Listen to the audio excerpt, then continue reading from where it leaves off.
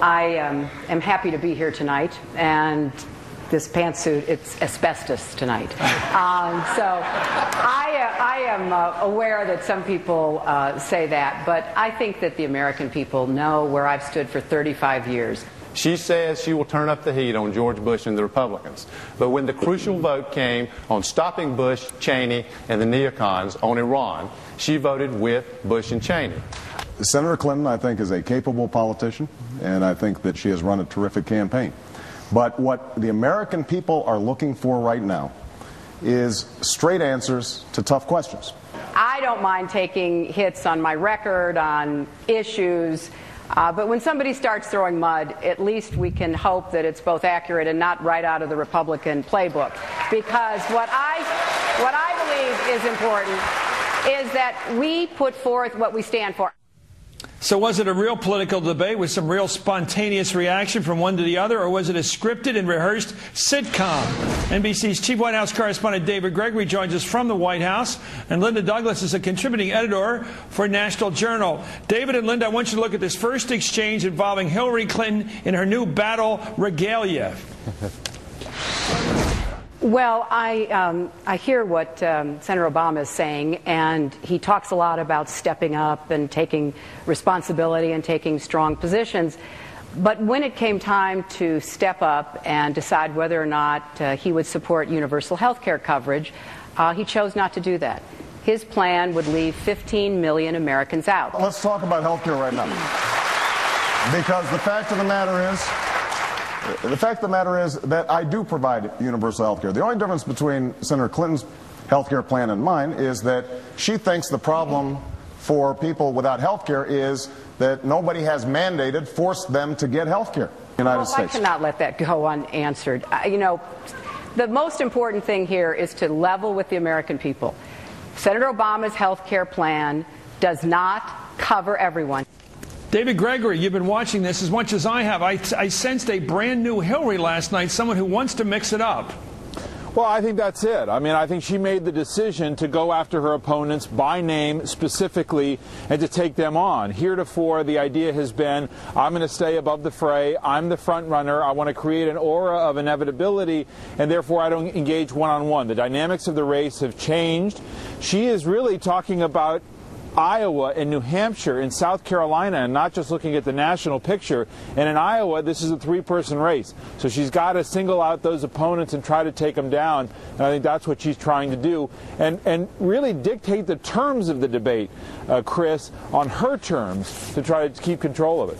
Let me go to Linda Douglas. Linda, it seems like David's saying two things that I agree on. One, she wants to look tougher and get control of the affair, and also to make her opponents pay a price. She wants to hurt them with the primary and caucus voters right up front.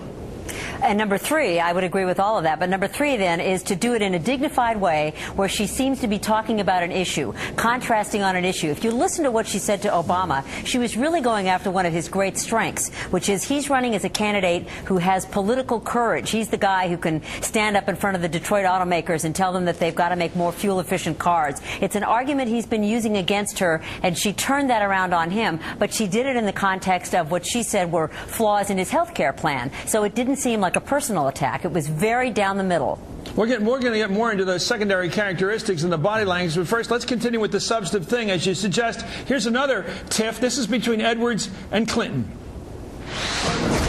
Senator Clinton says she will end the war.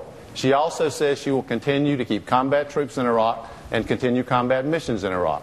She says she will turn up the heat on George Bush and the Republicans.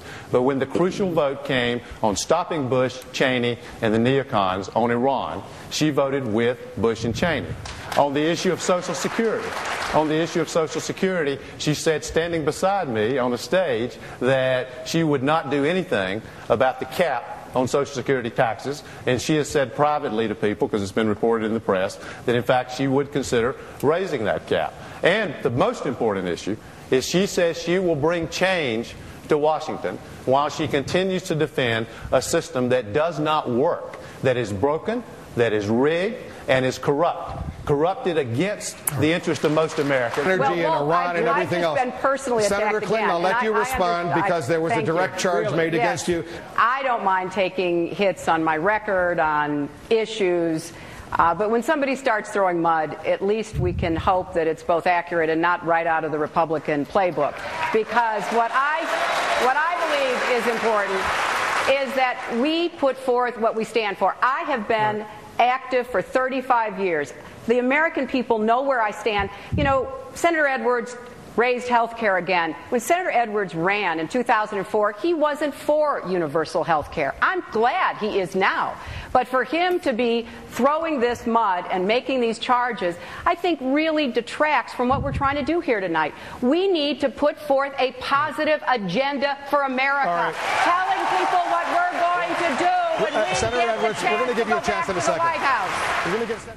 You know what I saw, David, there? A highly scripted, brilliant performance by Hillary Clinton that hit all three bells. First of all, she used the word mud twice, making Edwards look like the bad guy, which worked later on. Right. Number two, she hit him for flip-flops and with regard to his positions on issues. And third, that audience was clearly cued, clearly prompted in that regard to give her a big applause. And a couple other times you could tell that the labor audience out there was ready to attack anybody else on behalf of Hillary. But tell me how you saw her orchestrating this thing, if you did. Right. I think there was another really important point, and you see a contrast there. John Edwards is making an argument that there has to be fundamental change in Washington to sort of blow up the system and anybody who's attached to it. And what she's saying is, no, there's a different way to approach this. What we want to change is George Bush.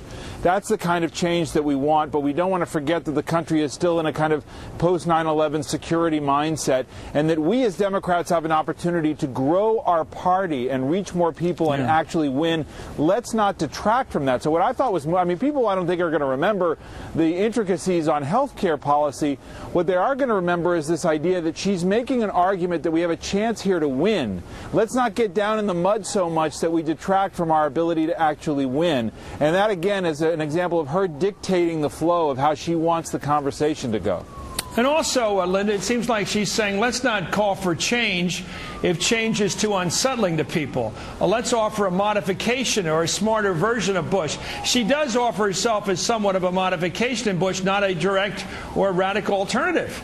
Well, she's been running as the competent candidate, the pragmatic candidate, the candidate who will pull all the sides together and get them to talk not in the way that Barack Obama says, where he's more of a sort of conciliator, but as somebody who's seasoned in the ways of Washington, so that she can finally get the government to move forward again. And the other thing I thought that was interesting about that exchange was there was a competition for button pushing with the Democratic audience. You have John Edwards saying the word neocon. You have Hillary Clinton saying mudslinging like a Republican. And she probably won the button-pushing contest. Well, let me go back to that on David. David, you're ready to go. Let's talk about the canned lines from last night. Let's take a look at a series of canned lines from last night that clearly were written ahead of time. I am happy to be here tonight, and this pantsuit, it's asbestos tonight. So I am aware that some people say that, but I think that the American people know where I've stood for 35 years. She says she will turn up the heat on George Bush and the Republicans. But when the crucial vote came on stopping Bush, Cheney, and the neocons on Iran, she voted with Bush and Cheney. Senator Clinton, I think, is a capable politician, and I think that she has run a terrific campaign. But what the American people are looking for right now is straight answers to tough questions. I don't mind taking hits on my record, on issues, but when somebody starts throwing mud, at least we can hope that it's both accurate and not right out of the Republican playbook. Because what I believe is important is that we put forth what we stand for. Linda and David, you know what I hear? I want you to compare notes with me. When I heard asbestos, I heard Mandy Grunwald, her top consultant, who's a woman. When I heard mud, I heard clearly Mark Penn. When I heard neocons, I clearly heard Joe Trippi working for John Edwards. When I heard this other, what was the last one there? Capable politician. Was that David Axelrod really speaking there, channeling through Obama? David, I know you're not as cynical as I am, but I keep hearing the voices of the consultants, not the candidates. Well, you know, but that's an interesting point, and I think that that's right.